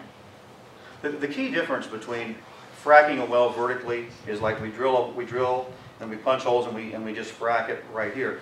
What we're doing now, and this is all that's new about it, is we're drilling down and we're drilling sideways in the rock that has the oil and gas. So rather than doing this and fracking at one time, as my slide showed, we've now got a horizontal piece in the rock that has the oil and gas. So instead of fracking at once, we frack it about every 300 feet along that, and then that's the same as drilling every 300 feet from the surface of the earth. So that's, when we say this is new in 2010 to Ohio, the only part of that is new is that we're drilling horizontal. It's still the same frack job. It's just we're doing it many times under the earth as opposed to drilling holes every 300 feet. That's a good way to think of it. The rock is going to, and we would be drilling holes every 300 feet if we had to do it that way, but the rock is going to fracture the same way every time. When it fractures on a plane, going in a certain direction. So if you fracture going straight down. The tubes like this, the fractures are like that. So if you had a vertical well, the fracture would fracture this way. If you have a horizontal well, it's still going to fracture this way. There's just going to be more than one in one well, whereas you used to have to do a bunch of wells to do the same fracture. You had the fracture of it, didn't you? Exactly, right. So, yeah, again, so you're reducing your footprint on the face of the earth because of the horizontal drilling. And it's because, again, there's a case where technology lessens the footprint on the face of the earth.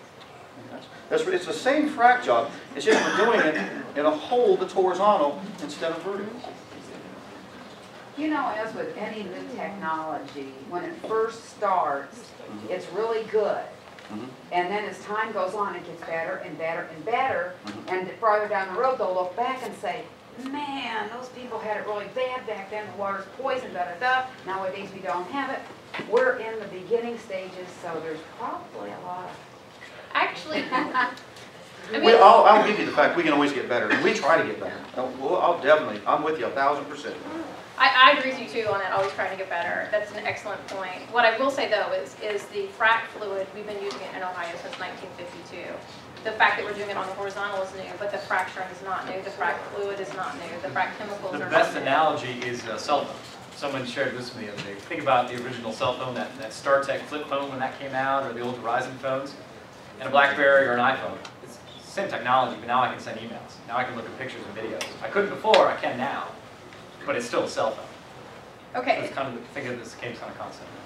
Then the next question was, how many inspectors are there? They're in the process of hiring 50 more right now, but that was just in the newspaper. I'm not sure exactly how many are on site in there. There are 21. 21. 21. Thank you. Okay, thank you. What can you tell us about using propane to frac with? Is that where you wouldn't have to deal with water, the water issue, if you use propane? The person who asked this question, did you ask it before Mike talked about propane and gels or after? Who asked this question? Did I correct? Do you still have the question? And there's the companies from Canada, and their name is Gas Frac.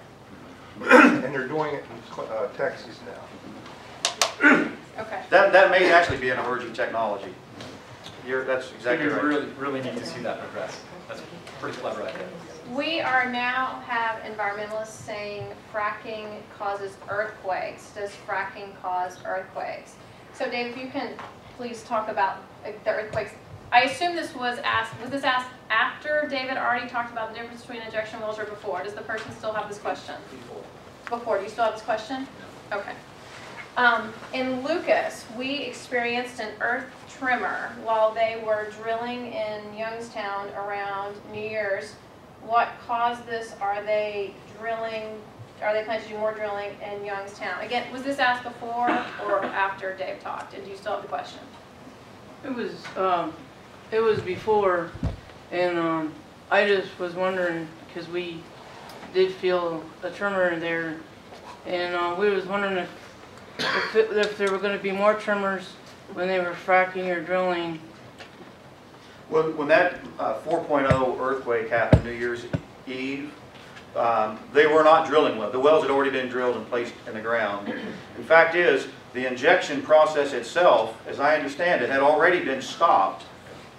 So they weren't even injecting New Year's Eve when it happened. But again, Governor Kasich, and with the full support of the Ohio Gas Association, we agreed with him. The well shut down, let's keep it shut down until we find out, is there a cause and effect? And that's what the state of Ohio is doing right now. And I can believe you, there's a lot of people on it, and Governor Kasich has got a fire under everybody to figure this out. Not only that particular, again, injection well, but a 5-mile radius around it. I believe there were 4 others that were in the process of being getting ready to go into production. I think those have all been suspended as of actual as well. And the Ohio Petroleum Council, which I'm with, came out in support of the actions by ODNR2 because we have 187 injection wells in Ohio. It may have happened. We don't know yet that this one was just drilled in a place where there was a fault line and no one happened to know about it. So it could be. And so in the industry, we don't want I don't know. They haven't determined yet whether or not the earthquakes were caused by that, but we certainly don't want injection wells causing earthquakes. So ODNR is looking at some more stringent regulations, and we are working with them on that, and we fully support their actions. And the one thing that folks have started to realize with that particular well, because we know how deep it was drilled into the Precambrian, the basement rock. I believe the governor has said that we're not going to be drilling into that basement rock anymore. So you can't really put a depth to it because the geology changes. You can't say don't drill past 8,000 or 9,000. Well, what they did say is no more injection wells will be drilled into the, am I saying that right, Precambria, which is the bottom of the bottom of the bottom of the basement rock. Which is where the fault lines are. Which is where if there all is the a fault fault line, that's where it would be. So that was something that was learned. No, yeah. So that was something that was learned from that particular situation is no more injection wells will be go that into that rock formation. Thank you. Yes, ma'am. Okay, as a law director for the city of Mansfield, I am asking, if you wanted an injection well in the city of Mansfield, would you agree to allow the city to test the liquid prior to injection and pay for the testing? If that was the law that we had to do that, you know, I got to think about, say the question. Okay. This is the law director asking the question. If you wanted an injection well in the city of Mansfield, would you agree to allow the city to test the liquid prior to injection and pay for the testing? Let me say this about that's an excellent question. It goes back to the geology. So if they're asking me personally, I don't think there's going to be enough activity in your county to warrant an injection well. But you know, it's a free country. That whoever done that, maybe they'll do it.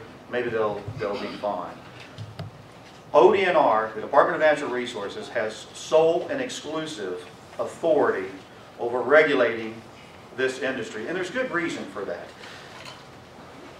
Drive down to Columbus and look at the Department of Natural Resources. There are several buildings. They have dozens, if not hundreds, of employees. And then the Division of Geological Survey, the same thing. They have hydrologists. They have chemists. They have all of these people. They'll regulate this process. And if ODNR says, injection well operator, if you need to do whatever, and that's the law of the land, that's what we'll do. So that's my answer to that question. Okay. No matter how rare or unlikely a catastrophic event is, when and if there is one, who pays for the cleanup? To be an operator in the state of Ohio, you have to be bonded and you have to carry liability insurance. And that's set in section 1509 of the Ohio Revised Code. That's law. And yes, the operators are responsible if an incident is tied back to their operation. What is the downside of fracking? All the above? I'm not home with my 6 and 8-year-old tonight. Yeah.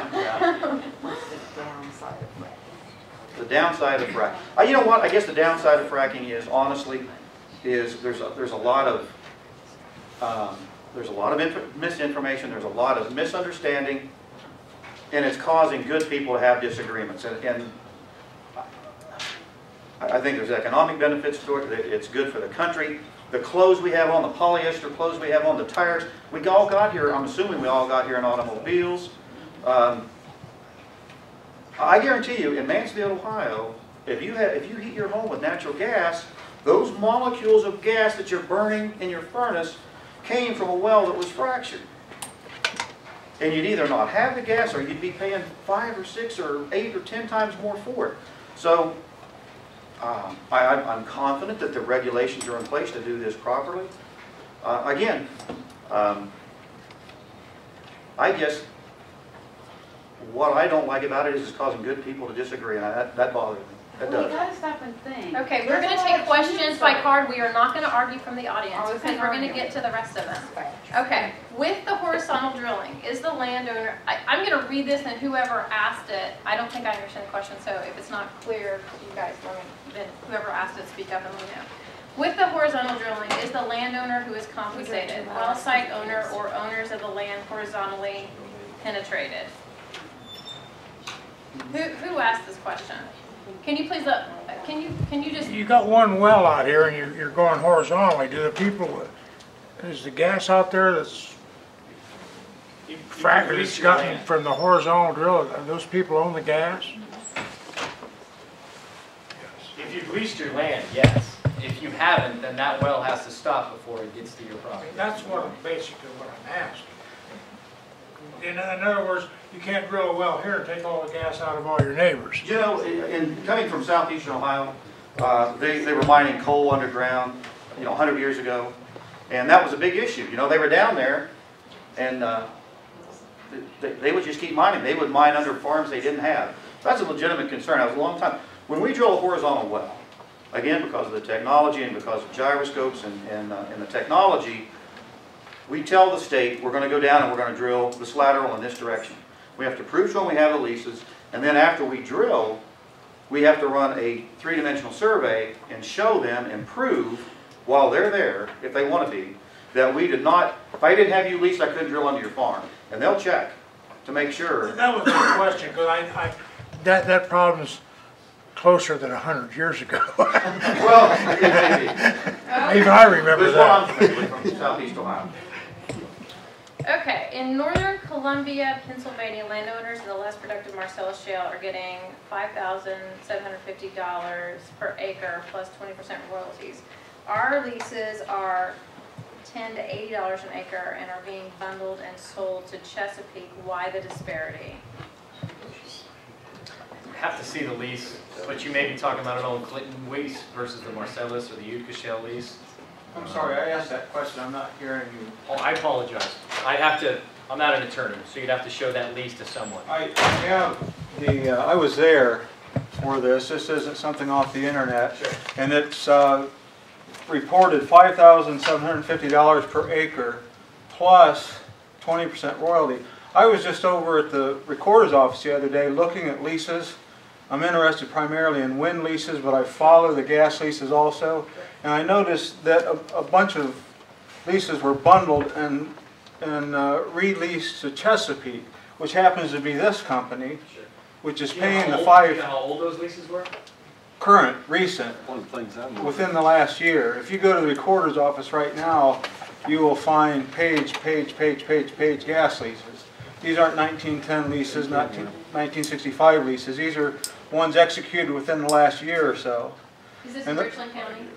Richland County, yes. My Crawford County also. Yeah. The disparity in the price per, I'm not here to defend Chesapeake. I don't have nothing. I'm not dogging that fight. Here's what I suspect, based on your question, is the value of a lease is based on how much oil and gas is under that farm. And if you go back to my slide in the geology, much of the Utica Shale under this county is immature. That means it's not cooked yet. It'll be a few more million years, I'm sorry, before it'll be any good. You're not going to get much oil or gas out from under Richland County. As opposed to Guernsey County, from where I'm in Guernsey County, some people are paying $5,000 an acre, and they're doing that because that lease is valuable because it has more oil and gas. There just simply isn't as much oil and gas per acre or per unit in Richland County. Now, the fact about bundling, I can't speak to that. The fellow from Ohio State at the other meeting the other day mentioned that they were abandoning these because they were less productive at coming here. And again, I'm just saying there's $5,750 versus $20 to $100. And I think the only difference is that these folks got together and negotiated a price rather than taking it from the landsman as he showed up at the door. And that's each individual landowner, their decision, absolutely. Whether they're in a group or not. Okay, and then there's $5,750. you had a follow-up, I think. How long can a landowner expect to receive royalties, life of a well, individual property? Well, the well will produce until it reaches what's called its economic limit. And the economic limit is when the expenses to operate that well exceed what comes out of the ground. And that's a moving target because today natural gas prices are $3 per MCF, and it might reach its economic limit pretty quick. Now, in the future, if the price of natural gas is $25, we'll be able to operate that well even longer. But it will operate, in general, as long as that well is making a profit. Sure. I don't know if we have data for your answer of the longevity of most wells. I don't know the answer to that. If we have There's a way to we're get at certainly that. happy to get If to you want to really drill into that, all I can say is go to the courthouse, go to the treasurer's office, because we have to pay a tax. It's called the ad valorem tax on the production. Every well, I have to file a sheet saying I took X barrels of oil out of the ABC well. I have to turn that into the treasurer.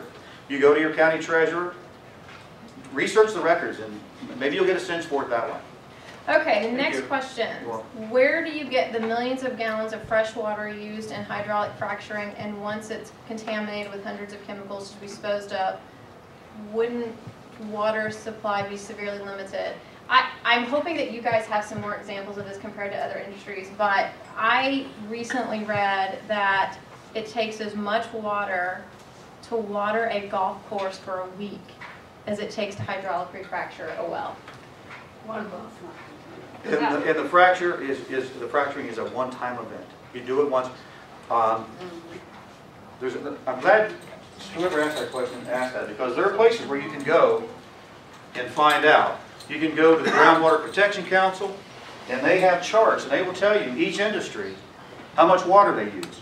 You want to find out who the big water users are. I won't name any names, but it's the soap companies. Industrial uses tremendous amounts of water. Some people in the room won't like this, but the nuclear plants, they use a lot of water. The electric plants, they have to cool all that stuff. They use a tremendous amount of water. If you drill into this, you'll find out that the amount of water used in the oil and gas industry is minuscule. I'm sure it's less than 5%. I bet it's closer to 1%. I read that fact over the weekend, and I can't pull it up, so I'm not going to quote it because I don't want somebody say I was spreading misinformation. Do your own research. It's a very, very small amount. If this industry doesn't have something to hide, why are they exempt from the Clean Water Act in 2005? We're not exempt from it. We're not exempt from it. Mike could probably give you the statute This section. industry is exempt from the Clean Water We talked about Act. that earlier, the Safe Drinking Water Act, the Clean Water Read Act, about Clean Air Act, we're covered on all that. Covered under state rule, federal rule. 5% of what? That was my question, and the water that's used to water golf courses isn't contaminated, so that. It is contaminated with fertilizer, chemicals they put on the grass. And do remember that it It's not rains, radioactive. so we're always going to be getting new sources of water. Yeah, we actually have municipalities around the state who are interested in selling water, and I won't quote him because I didn't ask him if I could quote him, but I met with someone from a chamber recently who said our community has enough water. We're blessed with lots of water. We have enough to supply water for all the fracking in Ohio for the next, 20, 50 years. So, Where do you get the water? Where do you get the water? That's an excellent question, and I do remember this because I knew this would probably come up. And again, I just really hope that everybody does their own research. 85% of the water that we use for fracturing comes from the surface. We pump it from a river or a stream. We don't take it out of the ground and potentially deplete an aquifer. 85% of the water comes from the surface. that was your question? I think this was notes on the back, so I'm going to get back to you. How many more do we You have? said that, I'm How many sorry. more do we have? We have 2 more cards. Are we In the beginning, you said Pennsylvania can't get rid of their water because their ground is different. You were saying their geographic or geological stuff is different. That's true. Then just a little bit ago, you said that their wells there are the same, just the same as here in Ohio because it's all the same geology. 2 different injection wells versus oil and gas production wells. 2 different. So then what is the difference if the geology is the same? In the injection process, we need a rock that is porous. It is sponge-like, okay? It is sponge-like. That's where we inject it, okay? In Pennsylvania, because of the pressure, the rocks are so deep and the overburden, they're not a good sponge anymore because they're too deep. In Ohio, they're not as deep and they're still a sponge. That's the injection rock. Now, the rock where we're taking the oil and gas is very similar in Pennsylvania and Ohio. Does that help? Yeah. Okay. Since fracking laterally is relatively new, how do you know the casings, etc., on the well will last 200 to 300 Did that mean to be 200, 300, or 20 to 30? Whose question is this? 200 to 300. 200 to 300 years or longer. That's the first question. The well will reach its economic limit much sooner than 200 or 300 years. But we have to run casing, and the casing has to meet certain specifications. Like every industry has quality control. In the oil and gas industry, the quality control of the pipe is set by the American Petroleum Institute, API. So we can't run junky pipe, we can't run defective pipe, we can't run pipe with very thin walls. The state tells us we have to run pipe that meets certain quality standards. And then we have, and you remember I talked about we have to cement it in. And so then if we suspect we had a problem, again, this goes to technology. They have the ability, and probably some of you in the room know this, like you can run you can measure the thickness of the pipe by running a probe and measuring that. So we have ways to monitor that pipe if a well would be so lucky to be 100 or 200 years old. We have ways of testing it. We can do a mechanical integrity test. We have ways, and the regulators know the ways, to make sure that those wells aren't leaking. And that well construction standards are the same, whether it's just a vertical well or that a vertical well that's horizontal, because you're talking all of the time. Okay, why not clean up fracking waste on site and not send to a disposal well? I think a lot of companies are already doing that, because you can get more bang for your buck if you recycle the water many, many times before you have to go get new water. So it can be recycled, but eventually that water reaches its limit and it can't be used anymore. So there are companies that will recycle it and reuse it at a well until a point where you can no longer use it, and then it does have to be shipped to an injection well. But that's happening. How long will a bonding company honor their debt? 200 to 300 years. I can't. I do have a question about that, because in 200, 300 years, if a well were to collapse, there's nothing there that, I mean, all the fluid is gone. It's something collapsed under the ground and no one will even know it, and there's nothing to leak because it's all gone. Well, there is a couple points to that also, really. Is a well has to be bonded, and none of us are going to live forever. When I die, the wells that are under my bond, there's going to be an estate sale, and they're going to pass, and somebody who is a qualified buyer is going to buy those wells, and they're going to be on their bond. And then to even take it one step further, the Ohio legislature was smart enough to set up a fund, and it's called the Idle and Orphan Well Fund, and please get on the internet and research it. For whatever reason, if that well gets abandoned and there's nobody there to pick up the responsibility, the state of Ohio, and by the way, it's funded by industry. As a producer, I have to put money into that fund. And then the state has the funds to step in, and well, that well that Dave Hill had, nobody bought it, whatever, it's just sitting there. The state has the funds to go in and plug that well. And that was added in Senate Bill 165. Last question, how will a regular bond go into billions to clean up water? Oh, I have one. I can't answer that. I'm not. Is there any limit to how much wastewater you can put down an injection well, and how far does it spread underground? It's an excellent question, and I addressed it in my talk. It is set under Ohio Revised Law 1509. You can go there. It is set by formula. They tell me you can pump water down on the ground. They don't tell me. They tell our industry. And you have to stay under a certain pressure. As long as you stay under that pressure, that fluid will stay in that, what I refer to as that sponge rock. Okay, I believe we've answered all the questions that have been submitted, and I believe we need to end around 8 o'clock, and it's 8:04. 8:04. Thank you so much. Thank you for having us tonight.